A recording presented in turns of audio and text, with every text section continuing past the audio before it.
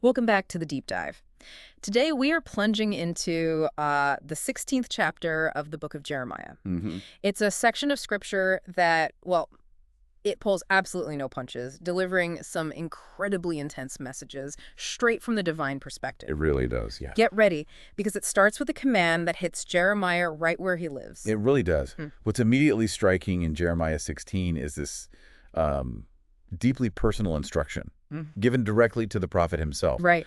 And it sets an incredibly stark, kind of symbolic tone for everything that follows in the chapter. It's like the message starts with his very existence. Exactly. The opening isn't some grand pronouncement to the nation yet. No, It's a command directed at Jeremiah's own life, right away signaling that the message is serious, that it impacts the most fundamental aspects of society in that time and place.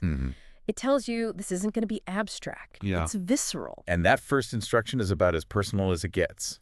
You must not marry and have sons or daughters in this place. Think about that being told by God not to build a family, not to have children, not to participate in the most basic way in the continuation of society. It's jarring. Why this specific, really unusual command for Jeremiah?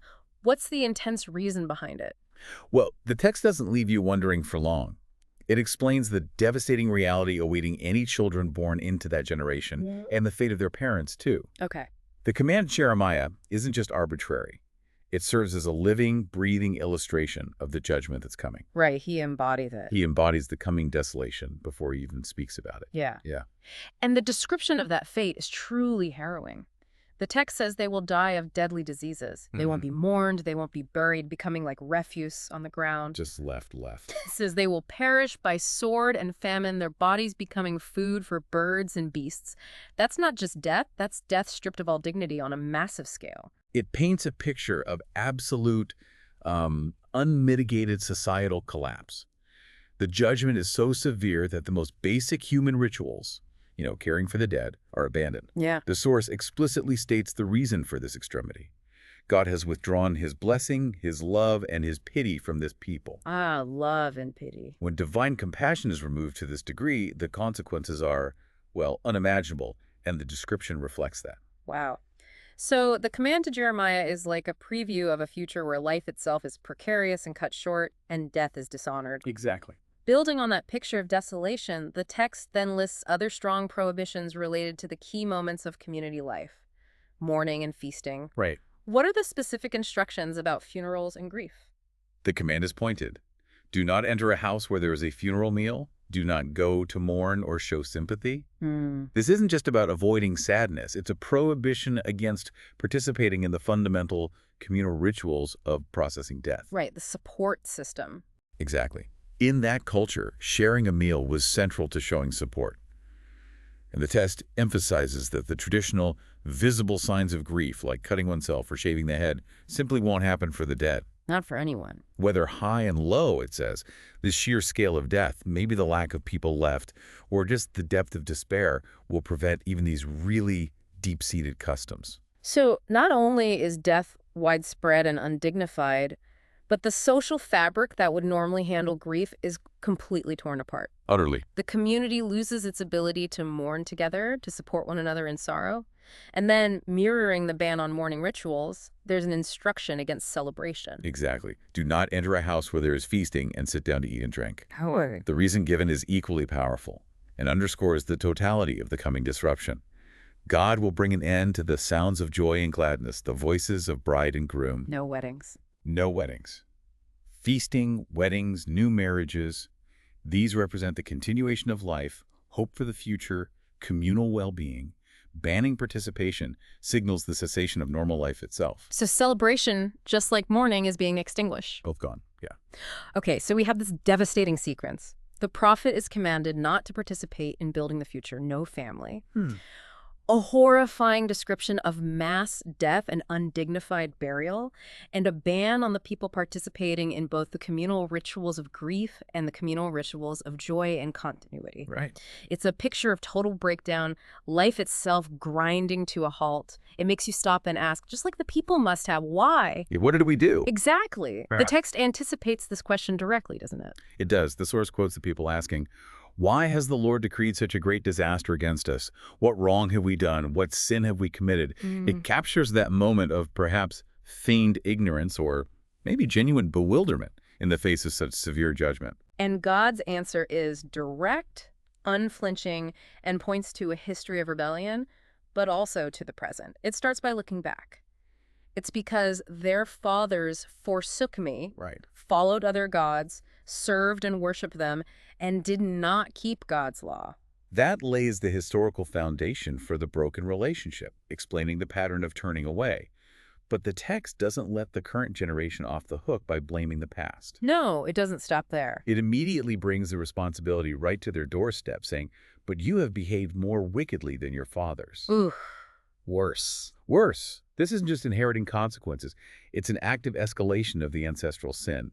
They are following the stubbornness of his evil heart instead of obeying. It's a critical moment because it highlights the present choices amplifying the historical problem. More wickedly, that's a heavy charge. It emphasizes that their current actions aren't just a continuation, but a worsening of the problem. Definitely. And the direct, unavoidable consequence for this persistent, escalating disobedience. Well, the declaration comes swiftly.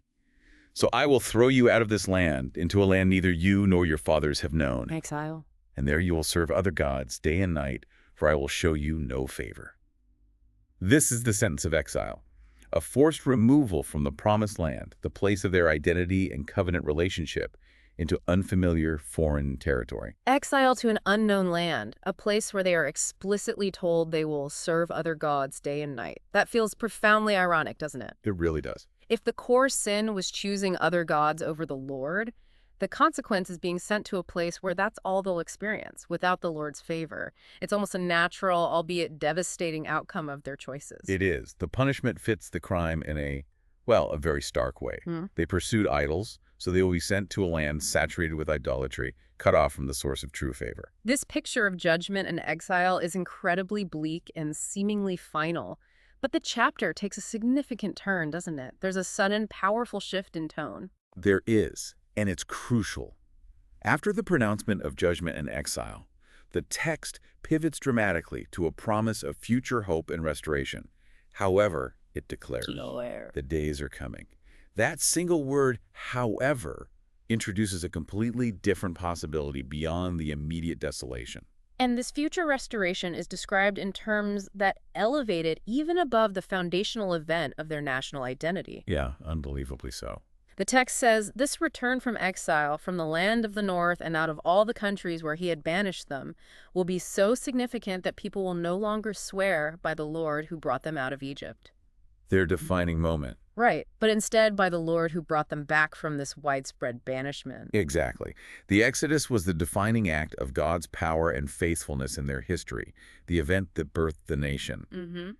But the promise here is that the future return from exile will be an even greater demonstration of God's power and faithfulness.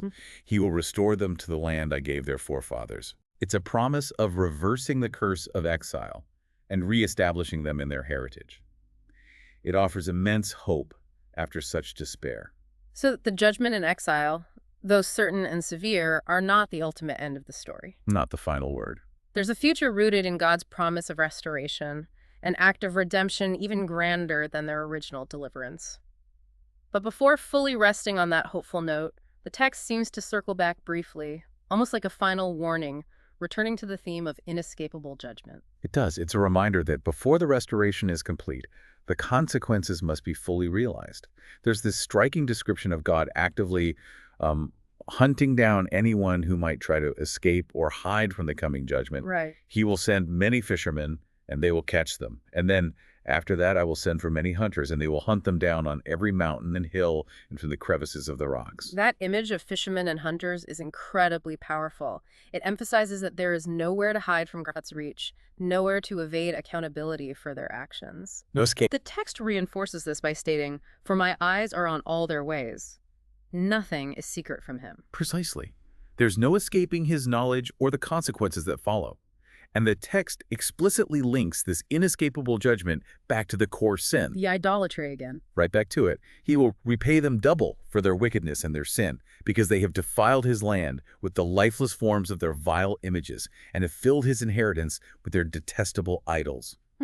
The focus returns directly to idolatry, polluting the very land God gave them with these offensive dead objects. The language used for these idols is so loaded. Lifeless forms, vile images, detestable idols. Yeah, it really emphasizes their emptiness. It starkly contrasts them with the living, powerful God they abandon. This ties the judgment back to their choice to replenish the real with the fake, the divine with the man-made. Absolutely. And building on that, the text includes a profound reflection on the nature of these false gods, almost looking forward to a future when their futility will be universally recognized. Yes, the perspective shifts again, looking ahead to a time when other nations will come to the Lord, acknowledging the utter uselessness of the idols their ancestors relied on, calling them worthless idols that did them no good. Worthless idols. The text then poses that striking rhetorical question that just cuts through the deception of idolatry. Do men make their own gods? Yes, but they are not gods.